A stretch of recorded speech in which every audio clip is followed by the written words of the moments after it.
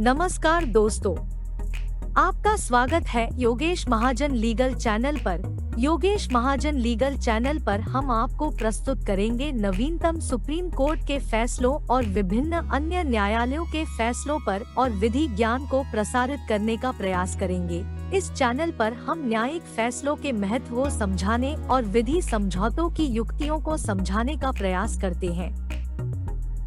हमारा मकसद है कानून और न्याय के क्षेत्र में ज्ञान को आपके पास पहुंचाना, तो कृपया हमारे चैनल को सब्सक्राइब करें, घंटी आइकन दबाएं, वीडियो को लाइक और शेयर करें। प्रिय सब्सक्राइबर, हम आशा करते हैं कि यह संदेश आपको अच्छे स्वास्थ्य में पाए।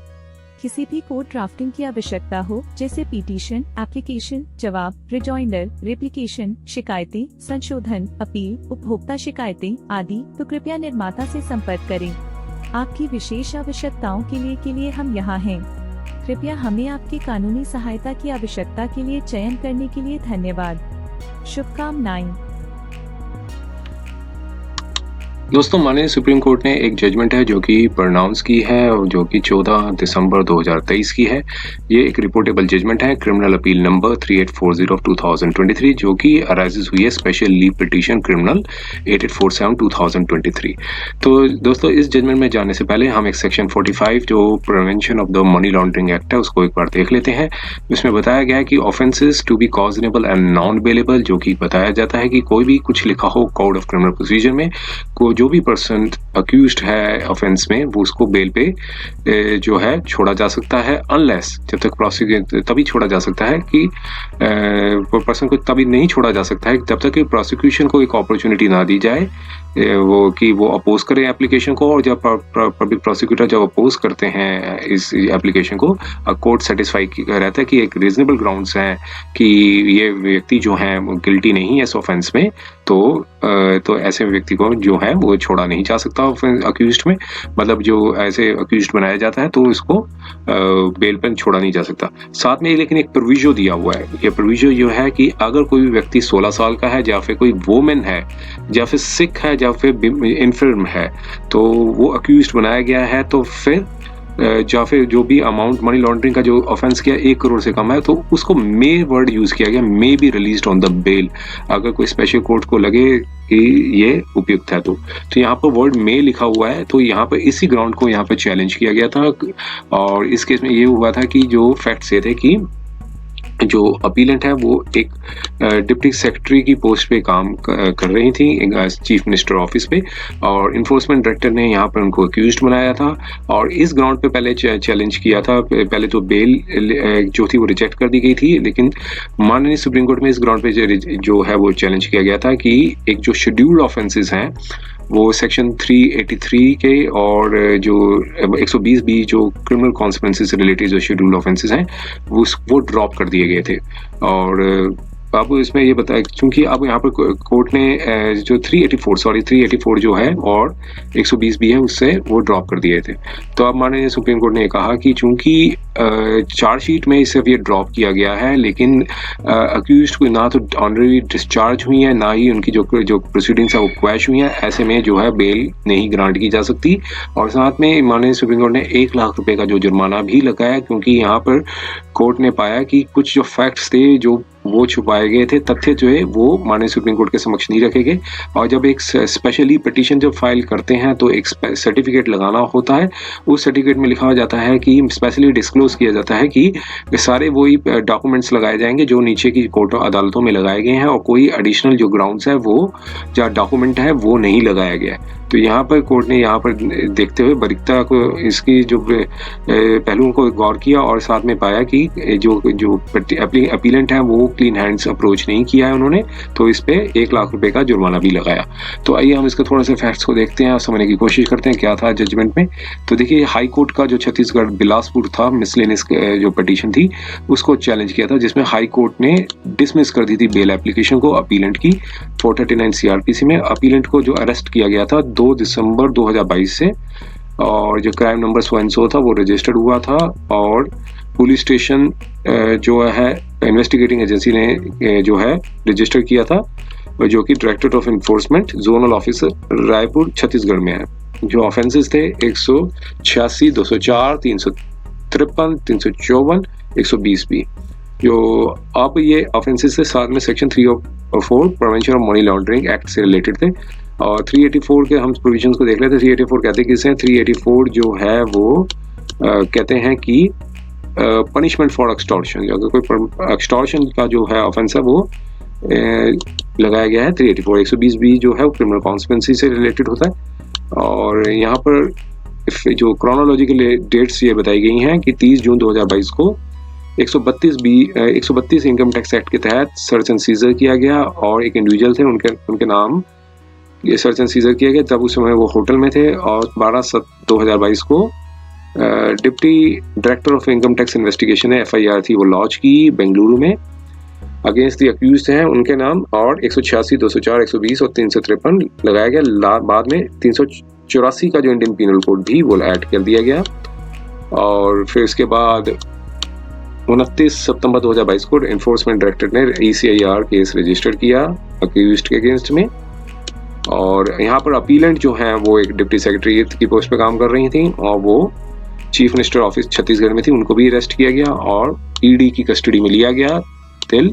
6 दिसंबर 2022 तक, जो कि एक्सटेंड हो गई थी 10/12/2022 तक। 6 दिसंबर से 10 दिसंबर तक हो गई थी स्पेशल कोर्ट वाला। उसके बाद 9 दिसंबर 2022 को एनफोर्समेंट डायरेक्टर ने प्रोसिक्यूशन कंप्लेंट फाइल की थी और section 3 of 4 of PMLA accused के अगेंस्ट में। और 14/12/2022 को एनफोर्समेंट डायरेक्टर ने जो जुडिशियल कस्टडी को 14 दिन के लिए बढ़ाया मांग की, लेकिन स्पेशल कोर्ट ने 5 दिन तक ही दी। और फिर उसके बाद एक्सटेंड करती रही 27 जनवरी 2023 तक जो है वो कस्टडी एक्सटेंड कर दी।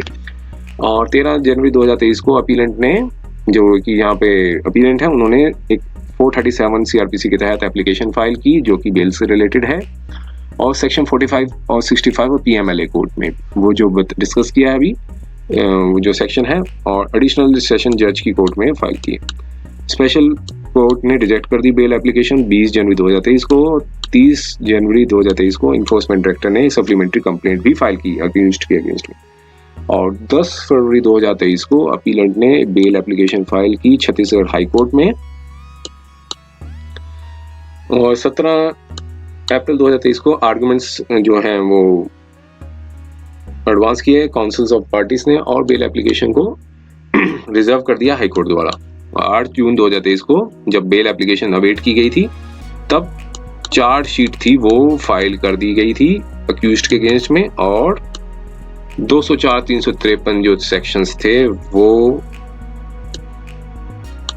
जो लगाए गए थे वो सिर्फ उसी में लगाएगी और 384 का था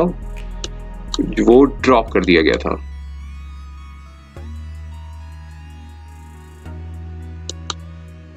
सॉरी, वो ड्रॉप नहीं किया था, उसने ये बताया था कि उसमें ये क्लैरिफाई किया था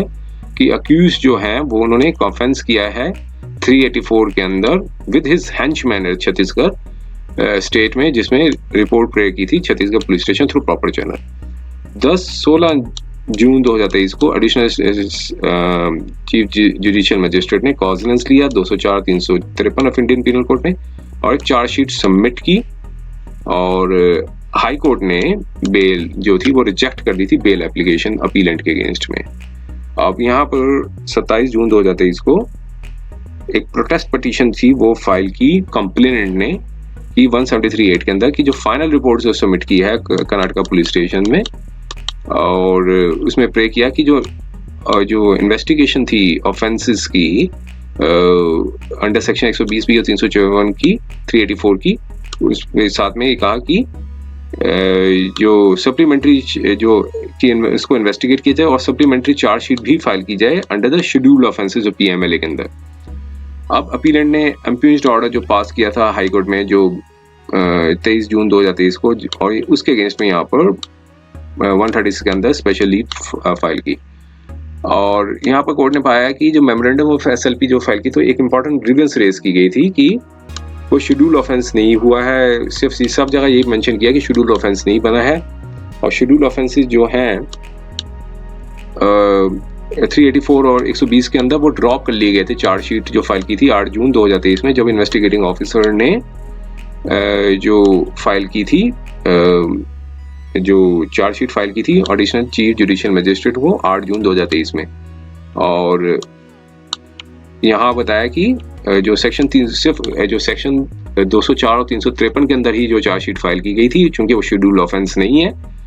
तो और साथ में ये बताया कि अपीलेंट ने क्वेश्चन ऑफ लॉ के अंदर भी ये लिखा, सी और ई के अंदर, और ग्राउंड्स में भी ये रेज किया गया है। अब कोर्ट ने यहाँ पे कहा कि जो जजमेंट थी वो 17/4/2023 को हुई थी, डिलीवर्ड हुई थी 23/6/2023 को, और चार्जशीट जो है वो सबमिट की गई थी 8/6/2023 को। अब यहाँ पे कोर्ट ने पूछा कि जब इस पीरियड के दौरान जब आर्गुमेंट्स कंक्लूड हुए थे, जब एसएलपी जब आर्गुमेंट्स कंक्लूड हुए थे, तो कोर्ट ने डायरेक्शन दी 9 अक्टूबर 2023 को कि एसएलपी में जब हेड हुई तो एक क्वेरी पुट अप की सीनियर काउंसिल के समक्ष कि क्या चार्जशीट जब 8 जून 2023 को दी गई थी और जो कॉजनेंस जो लिया गया है 16 जून 2023 को, जो क्या वो नोटिस में लाया गया था हाई कोर्ट में। तो अब इस कोर्ट ने ये जो बात थी नोटिस लर्नेड काउंसिल को भी बताई, और जिन्होंने सर्टिफिकेट दिया था एडवोकेट ऑन रिकॉर्ड ने, जो अपेयर हुए थे अपीलेंट के, और एफिडेविट जो फाइल किया गया था एंड ऑफ एसएलपी में। तो अब यहाँ पर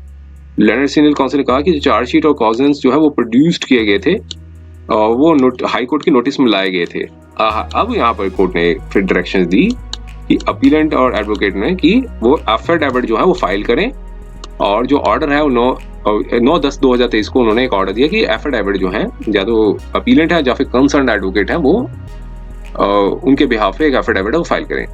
9 अक्टूबर 2023 का ये ऑर्डर था। ये कोर्ट ने जो एफिडेविट था वो ये बताया कि अपीलेंट ने जो कॉम्प्लाइज किया 9 अक्टूबर 2023 के ऑर्डर पे, और उसमें अपने जो पैराग्राफिकली यहाँ पे कोर्ट ने रिप्रोड्यूस कर दिया क्या क्या एफिडेविट में मेंशन किया था। अब यहाँ कोर्ट ने पाया कि जो अपीलेंट है वो साइलेंट है एफिडेविट में, कि चार्जशीट जो थी 8 जून 2023 को क्या वो हाई कोर्ट में समक्ष रखी गई थी कि नहीं रखी गई थी। जो एक क्वेरी भी पुटअप की इसमें, और यहाँ पर रिप्लाई में लर्नेड सीनियर काउंसिल ने बताया कि जो चार्जशीट थी वो 8 जून 2023 को वो प्रोड्यूस नहीं की क्योंकि अपीलेंट के पास अवेलेबल नहीं थी। अब कोर्ट ने सवाल पूछा कि लर्नेड सीनियर काउंसिल ने, तो फिर ये सर्टिफिकेट आपने क्यों लगाया, कि जो लास्ट में लगाया गया था सर्टिफिकेट की एसएलपी जो है सिर्फ वहीं तक ही कन्फाइंड रहेगी, जो कि जो कोर्ट और ट्राइब्यूनल में जो प्लीडिंग्स फाइल की गई है और ऑर्डर जिसको चैलेंज किया, कोई अदर डॉक्यूमेंट्स जो है वो उस पर रिलाई नहीं किया जाएगा। तो अब इसके जवाब पे लर्नेड सीनियर काउंसिल ने एक कहा कि हमें खेद है, वी रिग्रेट फॉर दिस। अब यहाँ पे कोर्ट ने कहा कि एक article order 21 supreme court rules 2013 जो फ्रेम्ड हुए हैं under article 145 constitution of India में, वो स्पेशली पिटीशन जो फाइल की जाती है आर्टिकल 136 के तहत, रूल 3 ऑर्डर्स मैंडेट करता है कि जो जितनी भी एसएलपी फाइल की जा रही हैं वो सिर्फ उसी प्लीडिंग्स तक ही कन्फाइंड रहेगी जिसका ऑर्डर को चैलेंज किया है, और जो पटिशनर जो है वो कॉपीज डॉक्यूमेंट्स की पार्ट ऑफ रिकॉर्ड पे लगा सकता है जो कि कोर्ट ट्राइब्यूनल में लगाई गई हो। और फिर साथ में बताया कि इस अपील में जो डॉक्यूमेंट्स जो फाइल किए थे 8 जून 2023 को, कॉजन्स लिया गया था 16/6/2000 में, तो वो तो पार्टी नहीं था प्लीडिंग्स का, और ना ही वो हाई कोर्ट के समक्ष रखे गए थे। और उसके बाद भी ये बताया जा रहा है, इसमें एडवोकेट ऑन रिकॉर्ड ने बताया कि साइन कर दी उस डॉक्यूमेंट को बिना किसी फैक्ट्स को जाने हुए, वेरीफाई किए हुए, और एफिडेविट भी जो है दिया है उसमें भी क्लेवरली ड्राफ्ट किया गया, और उसमें जो कोई सवाल था वो नहीं, वेग स्टेटमेंट्स दे दी गई हैं। तो यहाँ पर इसने कोर्ट ने यहाँ पर कहा इसी ग्राउंड पे हम इसको खारिज कर सकते हैं, लेकिन चूंकि अब डिटेल में डिस्कशंस किया गया तो इसलिए हम इसके मेरिट्स पे भी जाएंगे। तो अब दोनों के सबमिशन सुनने के बाद दोनों पार्टीज ने अपने अपने सबमिशन सुने, फिर उसके बाद सेक्शन 45 था जो जैसे कि बता दिया है, डिस्कस कर दिया कि इसके बेसिस पे वोमेन है, चूंकि 1 साल से वो अंदर मतलब जेल के अंदर हैं, तो अब यहाँ पर कोर्ट ने इसका एनालिसिस किया। जो मे जो वर्ड है सेक्शन 45 में वो साफ बताता है कि जो पर्सन जो हैं वो किस एक्सटेंट पर, वो डिस्क्रिप्शन ऑफ कोर्ट के ऊपर होता है कि फैक्ट्स और सर्कमस्टांसेस को देखते हुए कि वो मैंडेटरी नहीं है कि और ऑब्लिगेटरी है कोर्ट को कि उन्हें रिलीज किया जाए, क्योंकि ये बेनिफिट प्रोविजन दिया गया बेल का वो उन लोगों को दिया गया जो 16 साल से कम है और जब वुमेन है, सिक है और इन्फर्म है, और स्पेशल इनेक्टमेंट्स भी है। लेकिन किसी स्ट्रेच ऑफ इमेजिनेशन से ये नहीं कहा जा सकता कि ये मैंडेटरी है कि हमें देनी है इसमें बेल। तो ये मैंडेटरी प्रोविजन नहीं है। अब यहाँ पर कोर्ट ने अपनी एक देखिए स्ट्रॉन्ग ऑब्जर्वेशन क्या लिखी, कोर्ट्स जो है आज की डेट में बहुत सेंसिटिव है, सिंपैथेटिक जरूर है इन कैटेगरी ऑफ पर्संस में जो कि फर्स्ट प्रोविजो के अंदर आते हैं। जो फर्स्ट प्रोविजो कौन था, तो सेक्शन 45 का, जिसमें बताया था कि वोमेन एसेट का इन्फर्म है या फिर जो 1 करोड़ से कम की जो एक्विजिशन किया गया है मनी लॉन्ड्रिंग का, उनको may be release on bail है। तो कोर्ट ने यहाँ बताया कि उनके ऊपर सिंपैथेटिक है क्यों, ताकि अनस्क्रूपलस पर्संस हैं और कई बार अनस्क्रूपलस पर्संस है वो मिसयूज करते हैं इस एलिमेंट्स को और निर्दोष लोगों को फंसा देते हैं। तो अब यहाँ पर ये बताया कि यहाँ पर ये देखिए ऑब्जर्वेशन देखिए क्या है कि कोर्ट जो है इस पर भी नकारा नहीं जा सकता कि नाउ डेज की जो एजुकेटेड और well placed women in the society, जो एजुकेटेड है और वेल प्लेस्ड वुमेन है सोसाइटी में, वो भी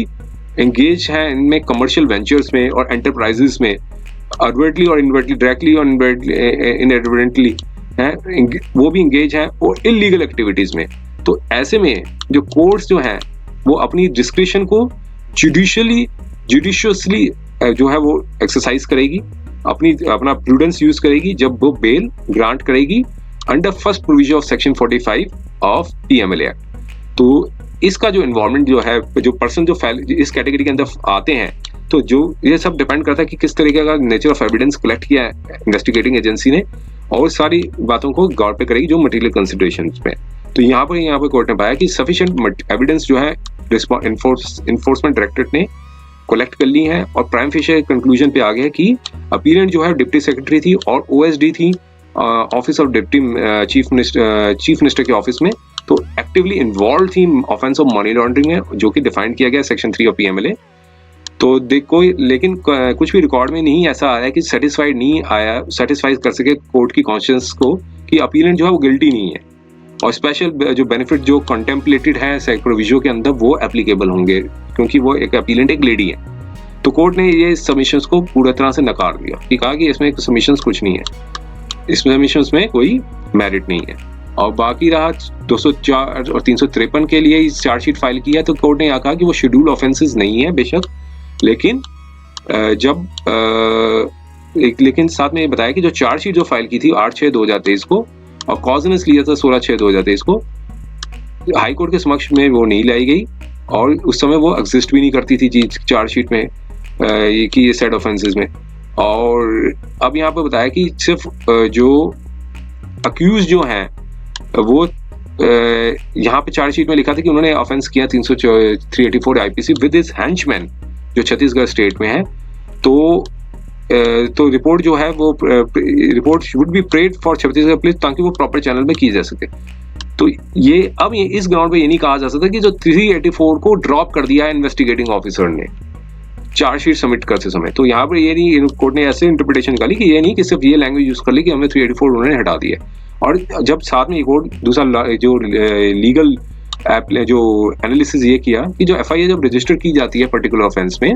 और जो कि मेंशन होता है पीएमएलए एक्ट में, तो कोर्ट कॉम्पिटेंट ज्यूरिसडिक्शन की वो देखती है कि कोर्ट ही सिर्फ कोर्ट के पास ही पावर है कि वो देखती है कि चार्ज जो है वो फ्रेम किया जाए कि नहीं किया जाए शेड्यूल ऑफेंस के अंदर। जो ऑफेंस मेंशन किए चार्जशीट में जो इन्वेस्टिगेटिंग ऑफिसर है वो ऑफेंसेस मेंशन करता है,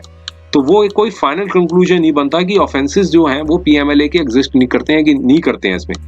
जो मोर पर्टिकुलरली साथ में कहा कि जो एफआईआर जो है एफआईआर में अक्यूज्ड का नाम है। तो 3 बेंच की जो जजमेंट थी विजय मंडल की केस के, उसमें यही बताया था कि अगर क्रिमिनल एक्टिविटी में पर्सन का नाम आता है वो शेड्यूल ऑफेंस में, तो अगर वो जब तक वो कोर्ट से एब्सॉल्व नहीं हो जाता कॉम्पिटेंट ज्यूरिसडिक्शन की, या फिर उसको डिस्चार्ज कर दी जाए, फिर कोई ऑर्डर आया हो कोर्ट का कि इसे डिस्चार्ज किया जाता है या क्विट किया जाता है, या फिर क्वैश कर दी जाती है क्रिमिनल केस को, तभी इसमें रिलीफ मिल सकता है। और कि मतलब इस ऐसे में व्यक्ति का कोई इन्वॉल्वमेंट नहीं थी, मनी लॉन्ड्रिंग में कोई हाथ नहीं था। तो इस इंस्टेंट केस में कोई डिस्चार्ज नहीं आया, ना ही कोई क्विटल आया, ना ही क्वैश की क्रिमिनल चार्जेस को केस को किसी भी कॉम्पिटेंट ज्यूरिसडिक्शन में जो मेन जो अक्यूज्ड का नाम बताया गया। तो यहाँ पर कोर्ट ने पाया कि कोई मेरिट नहीं है इस इंस्टेंट अपील में, और एक जो अटेम्प्ट किया गया था अपीलेंट ने कि ये मिसरिप्रेजेंट किया गया फैक्ट्स को, इनकरेक्ट स्टेटमेंट्स दी थी अपील में, तो इस अपील को डिसमिस किया जाता है और 1 लाख रुपए का जो जुर्माना है वो लगाया जाता है, वो जिसमें अपीलेंट को supreme court legal service authority को 2 हफ्ते के अंदर देना होगा फ्रॉम टुडे। अपील को यहाँ से खारिज किया जाता है। तो ये अपील थी जो कि 14 जो ऑर्डर आया था, जजमेंट आई थी 14 दिसंबर 2023 को। उम्मीद है कि यह वीडियो आपको पसंद आया होगा। अगर आपने अभी तक हमारे चैनल को सब्सक्राइब नहीं किया है तो कृपया इसे सब्सक्राइब कर ले और बेल आइकन दबाकर नोटिफिकेशन प्राप्त करें ताकि आप हमारे नए वीडियो से अपडेट रह सकें। अगर आपको यह वीडियो पसंद आया हो तो कृपया लाइक करें और अपने दोस्तों के साथ शेयर करें।